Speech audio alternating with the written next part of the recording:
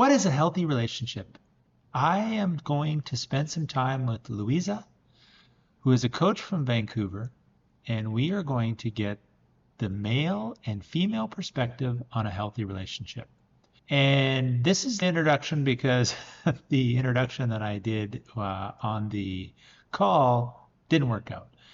We are going to dig into boundaries, the fact that women want to be led in the relationship, and also just ideas around the concepts of a healthy relationship and what we can do today to improve all our relationships.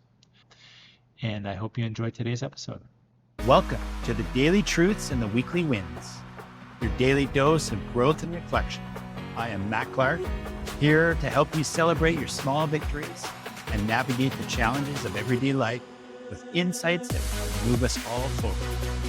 Whether you're making coffee or making plans, tune in to start your day on the right foot. Let's dive into today's two truths and find our wins together. So, what really makes a healthy relationship?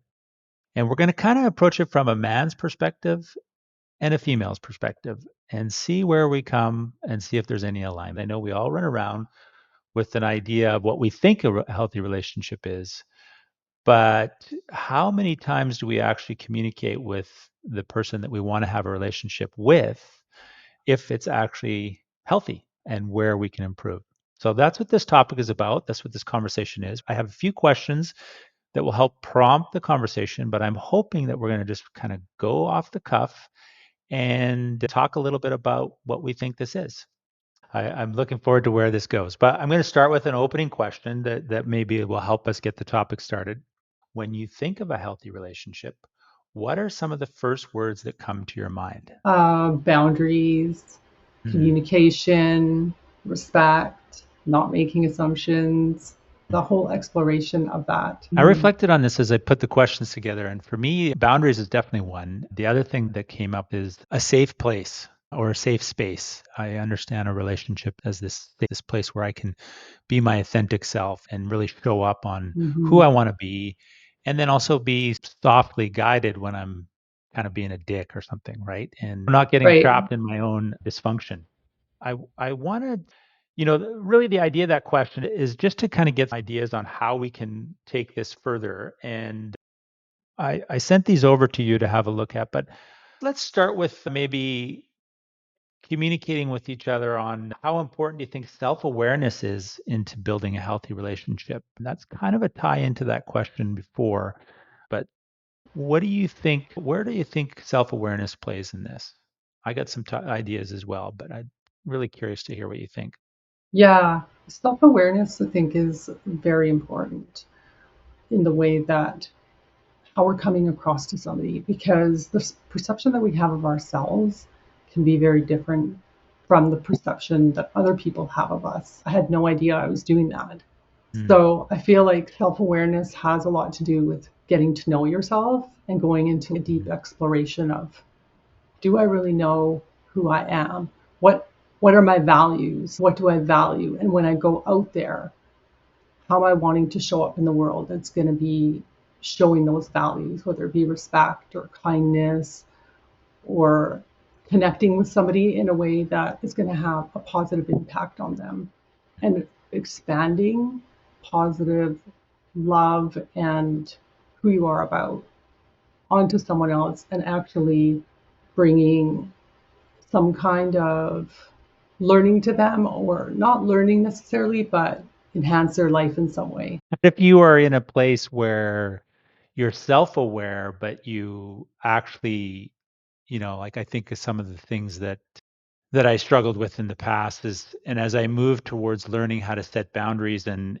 express my needs, I almost kind of went to the other extreme where that Mm, self-awareness was like, I am not going to, you know, accept that, or I am, so I've been talking a lot and thinking a lot about that. And how can you make boundaries? Are they these lines in the sand or are they permeable, right? Because I think, as I reflect on a healthy relationship with that safety perspective, we can have a boundary, but sometimes maybe that person we're in relation with needs to cross that boundary a little bit to be able to express themselves. And I mhm. think we need to be able to express that and say, hey, I can let you do that in this situation, but know that that's kind of pushing me out of my comfort zone, and that we have to come back to sort of a balance at this, because it opens me up to accepting someone's differences a little more.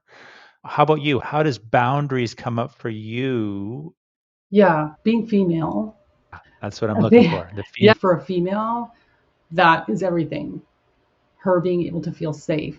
So if she feels Mm, like her boundaries are being crossed, she's going to feel a certain way about that, whether she knows why mm, she feels that way or not. But for mm-hmm, me, I know in my past relationship, I felt a certain way. I felt like I was being the good wife and I was respecting my husband and giving him the trust that, and by doing that, helping him to feel like he was the leader.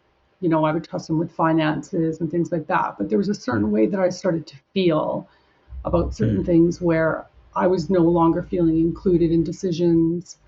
I'd find out later that things were decided, like maybe financially, or something was done without my knowledge, and then I was told about it later.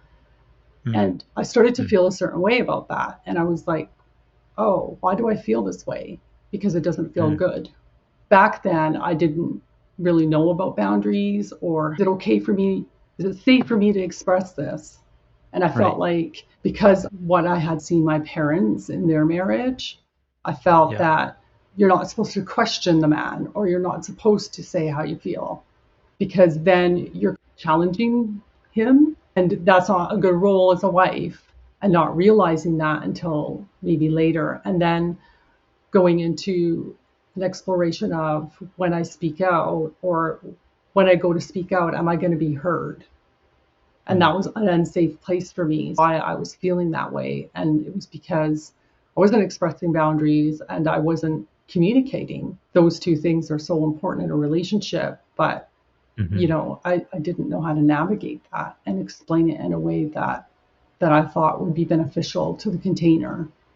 Yeah. It's interesting because I had a very similar experience in my past relationship. And part of it was that it ties into that self awareness of understanding what my boundaries were. And then also the courage to be able to express that. And I think a big tip from this is that communication is important, and our ability to respectfully our boundaries.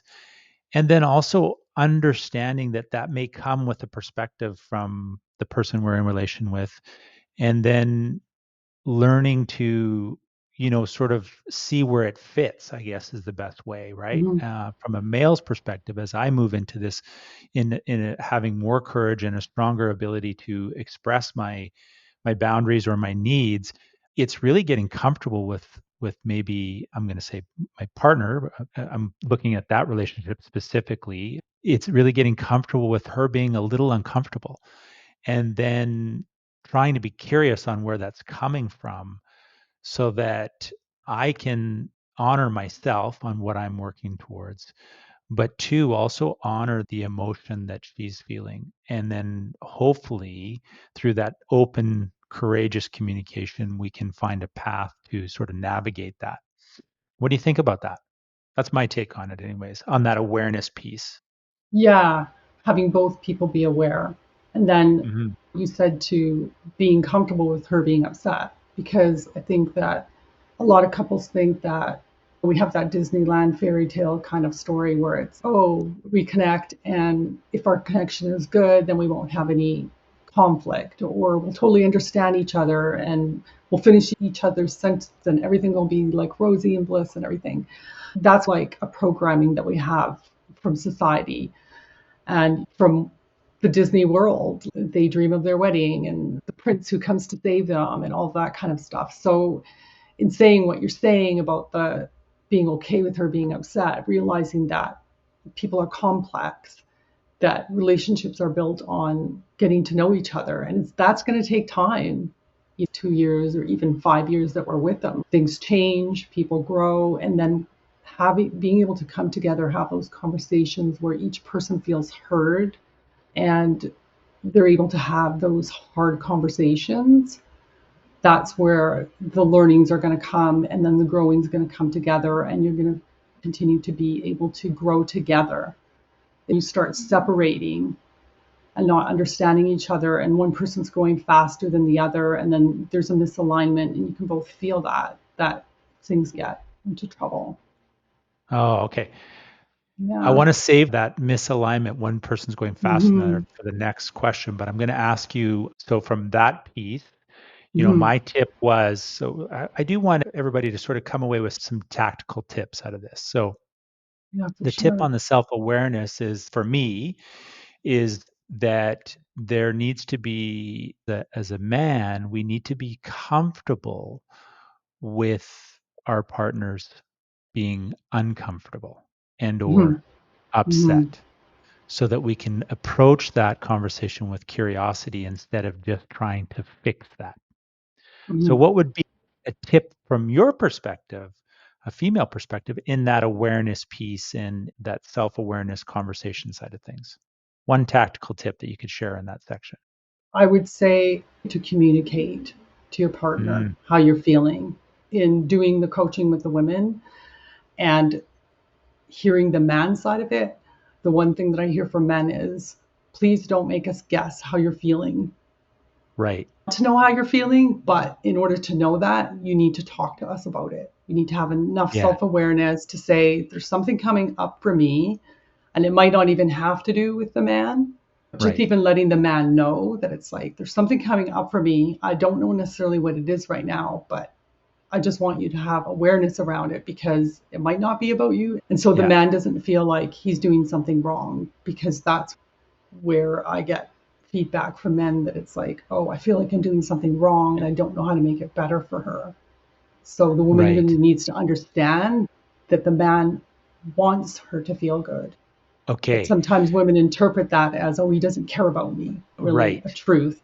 Yeah. So this brings up a good point, because what happens when, so you, this back to this tactical tip, and I'm kind of going off the cuff now because I could see where this can, even in my own past behavior. And I think maybe it comes to that fact of being uncomfortable with her being upset or discomfort or uncomfortable or whatever you want to call it. So the tactical tip for you is, communicate how you're feeling. How do they approach that if the man is not really?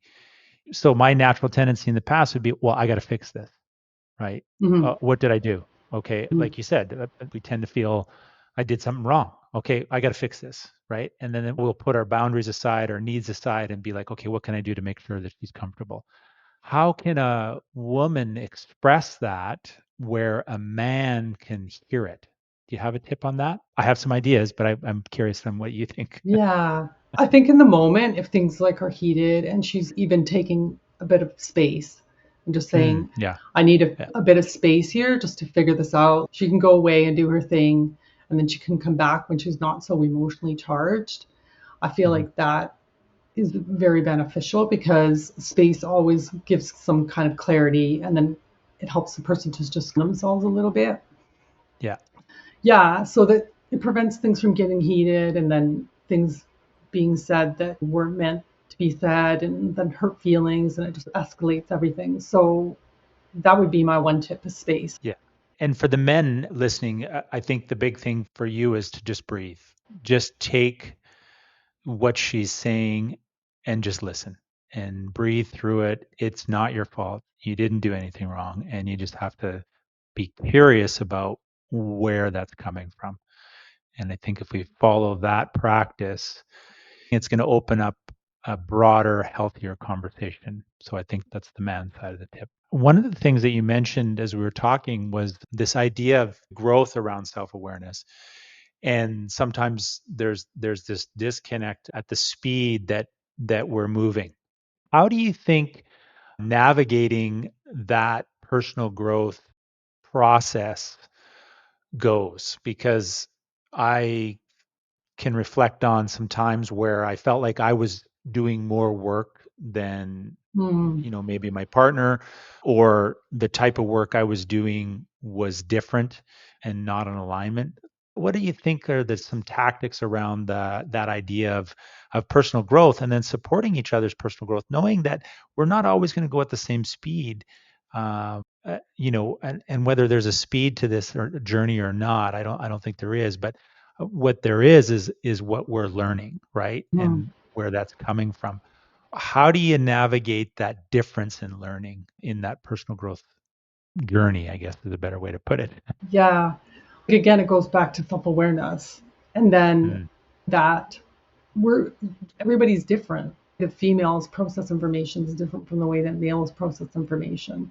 We learn that even from the classroom environment, like the way that yeah, girls learn is different from the way boys learn, the way they process, and so it's giving that person respect, and then also having self confidence in your connection with somebody that they're going to get there or that you're going to get there.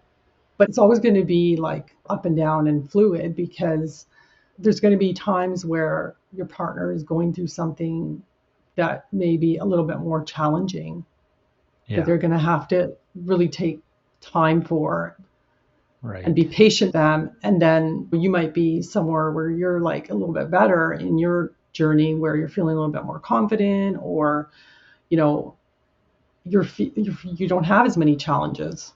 And then it's going to flip where there's going to be a time where you need a little bit more support from your partner and they're going to be able to give that to you, Yeah, and then yeah, there's going to be times where something traumatic happens to both of you and affects you both. And then being there for each other as you process differently how to navigate that, whether it be like a death in the family or a sudden loss of a job for a man, that would be like very traumatic. And right, then, helping them navigate that and knowing that, that's part of the journey that you guys go on together and right. separately, because there's always what the female is dealing with and then what the man is dealing with. So there's two separate entities and containers, and then there's the relational container where you have to navigate it together.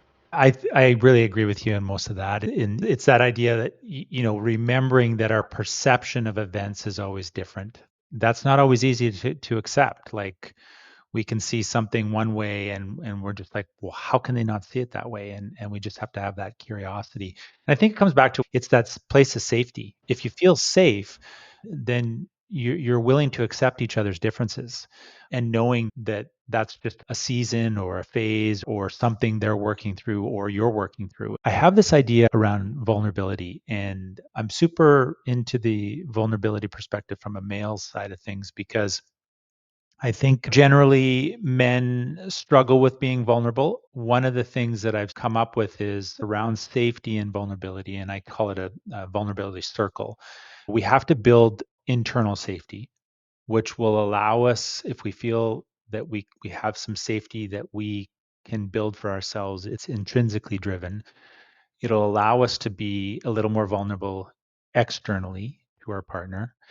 And if we're vulnerable in that way, it's going to create more connection, which is Mm. going to now allow us to feel more safe. And then that increases our ability to be vulnerable. And we kind of get this sort of feedback where we just get closer and closer and closer as we express ourselves openly. So what's your experience around vulnerability? And that's my tip as far as vulnerability goes is first of all have some safety internally, then share your vulnerability. And maybe it's a little at first, but then build on that safety and that connection that you're making with your partner by sharing some of those things that you're working through. What do you think about that? Vulnerability is like a tricky one just because depending on the two people and how they grew up and how much they were allowed to share with their family and Mhm. how much that was like a common thing. It's something that I feel shows up in a positive way in relationships, and then it can be a really thing. And if somebody didn't grow up with vulnerability, and Mhm. as I mentioned, I'm a very private person, and so I had to really work on the distinction between what does it look like when I'm being private versus just hiding my feelings because I don't want to expose myself to somebody and have them Yeah. know something about me that's private. Yeah. And so I feel like it takes two very mature people. And again, that self awareness piece of when somebody's sharing with you, realizing that even with realizing that when men share, because of the conditioning of society too, and how men aren't supposed to cry. And if they cry, it's like a kind of demonstration of weakness. Like Right. we're, I feel like just really validating that person when they do share and saying thank Okay. you, even saying thank you for sharing with me. Like when you do share, like even when it's in a group environment or when you're Mhm. coaching with somebody or even with a friend and they say thank you for sharing that with me, just that pause of them saying that helps somebody to really feel like they've been heard, Mm. because sharing is not an easy thing to do for most people. For some Yeah, people, totally. but for most people. And then I want to call out the women a little bit here I want to go there. because I feel like I'm a little bit guilty of this myself, depending on how I've felt about a certain partner, a certain person of the opposite sex when they have been sharing with me. When they start to cry, me thinking, this guy's crying. Like, why is he? I don't feel comfortable with it. Right. And then being catching myself, that self awareness piece, and saying, wow, to be, for this guy to be crying in front of me, he must feel comfortable, and to actually acknowledge that he's being very vulnerable and not being like, oh, my man's crying. Like, I don't have this vision of him being this strong man who Yeah. isn't affected by things. Yeah. So I also want to just make the women aware that it's like when that happens, to not to go into that space. Oh, my man's not as strong as I thought he was. Because for him to be showing that vulnerability or that emotion is actually very strong. Yeah. It's just the Yeah. way that we're interpreting it.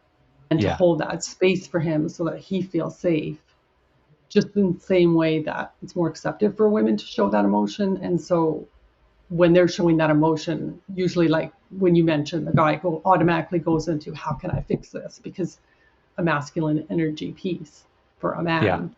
They don't like to Yeah. see their woman upset. Yeah. And thank you for sharing that because I agree with the idea of, when a man shares and maybe it's a deeper, it has some depth to it. There has Mm-hmm. been, this idea that they think less of me, right? My partner now thinks Mm-hmm. less of me, like I don't have this. And I think if you're in that place, and this is one of the things that I is important to distinguish is that if you've both gotten to a place like where, you know, he's feeling like, oh my God, who is this guy? Well, there's already a lack of security, right? So there's a lack of sense of safety there, I think. And then for the man, if he's sharing that and he's not getting the support he needs around that, then there's also a disconnect there. So my tip is, for men on that is that, show up, be vulnerable and see what happens, right? It's not always going to be great, but there's a level of sharing that is important, and as you share a little bit, you will feel that you may be able to share it more over time. And if Mm-hmm. you're not getting the response you want, then there's some opportunity to reflect, right? Mm-hmm. So I love that. Thank you. I wanted to let's get into the male female attitude towards conflict. Yeah, there's conflict. We're fighting about something. How do we manage that? What's your tip as a female? And then, so we're going to give the tip from your perspective as a female to a man. Like, how could a man better handle conflict?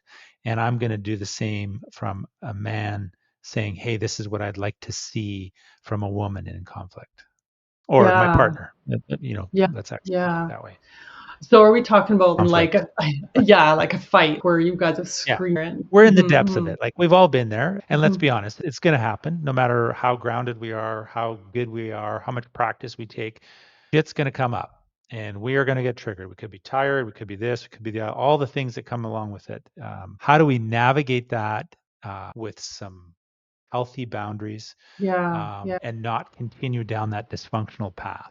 Yeah. So I think one of the things is I think when emotions are rising and things are heated, that it's really important to I think using your breath. I feel so much pressure because I'm not being allowed to have that space. Right. Right. And I Yeah. need to say what I need to say right now. Yeah. I think it's still important to say, okay, I'll express that I need the space. And but if that's triggering your partner, say, I can stand here and I'll breathe. And then you say what you need to say, and I might still need to leave after that. But I Hmm. will give you the 10 extra seconds or the 20 extra seconds so that so that your partner doesn't prevent further injury than to stay and continue Right. to have this kind of unproductive, toxic exchange with a person that could cause further harm. So my tip is just both people be realizing that taking the space, it doesn't mean that you're not going to be heard, but it Yeah. might be better to come back when it's not so. Yeah. And as the Yeah. two people get to know each other and giving each other that grace and that space, that it will become something more familiar. And then it won't need to be, oh, you're not listening to me when I need you to listen to me in that moment type of thing. But there may be some moments where the woman might need to just stay and feel uncomfortable for a while and just Yeah. hear the person out, Yeah. and it's not going to kill you. It can't always be about you. Exactly. Yeah, and that's great. And I really like the one point you said, about taking a break sometimes before further injury. And I think it's Mm-hmm. really important to remember that if we allow the dysfunctional conflict to continue, it does come at a cost. And Mm-hmm. it's a lot harder to recover from that injury if we carry it further than it needs to be than, maybe having some emotional maturity and just taking a pause. So that's super important. But Mm-hmm. from a man's perspective, I also, and this could just be me, because I sometimes struggle with getting my words out in those types of conversations. Mm-hmm. And I like to think I'm usually pretty calm. But so sometimes I would suggest to a female's perspective is just hearing them out, right? Mm-hmm. It's not always going to be the best words. Men typically tend to act, as we become more self-led and we can control our emotions, we can manage that a little better. But sometimes we still are in a place where we just need to be angry. Mm-hmm. And sometimes leaving that place and leaving that person without the ability to express that anger. Now, again, it has to come with respect and boundaries, but I think with having your partner leave the room all the time to calm down, it actually stifles the man's ability to just be able Yep. to, like, I just need to be mad. It's not at you. It's not about this. It's not about that. I'm angry and I don't know what to do with it. Now, I usually suggest to men, take that break, go yell in a room by yourself, yell in a Mm-hmm. pillow, go Mm-hmm. outside and scream, whatever it may take. Sometimes it comes with mistakes. And I think that's understanding that, and I don't know if that's the right way or the wrong way, but that's a tip where I always feel, and maybe because I have, like you were saying, I never really had an opportunity to express myself. And then I'm actually in this place where I feel like I'm grounded enough where I can express my anger in a healthy way and my partner walks away, then I'm like, okay, this is because that's also an opportunity to be a vulnerability, right? Like, look, I'm angry and I need to share this, as opposed to, men typically try to push it down and be like, I can't be angry. I can't be angry. Actually is like a very healthy emotion. The piece about suppressing the man feeling like he needs to suppress it because it's going to injure their partner, I think that's a really important piece because that's one thing that I hear from men a lot is they feel like they need to suppress their emotions and appear like they have it all together all the time for their Yeah. family or for their partner or even for siblings or their parents. They hold it all together. And that's where the danger comes in, where men feel like they're not seen. And Yeah. then there ends up being, an explosion. And so I think it's a really good distinction. And it is okay to suppress anger for a period of time, like if you have to table it, but it's always really important to go back to it and Yes. process those Exactly. emotions in some way. Yeah. And I think that's going to take practice, right? Mm-hmm. And practice to be able to express that. And I think that's the part I'm getting at is, or Yeah. what I'm trying to share, that tactic tip is, if as the man, if you're going to lose it and say things you're going to regret, then it's time to pull the pin and back off. But if you can sit in that anger and express it in a healthy way and process it, then there should be space allowed for that. But it's also Hmm. very important, and this is to the men out there, I'll call the men out, is that you need to be self led. You need to ground yourself and make sure that you are clear in your words and you're not just lashing out. And that takes, like I say, it takes practice. So you may have to do that on your own a little bit before you come into Yeah. relation Yeah. and then say, okay, this is really what I'm feeling.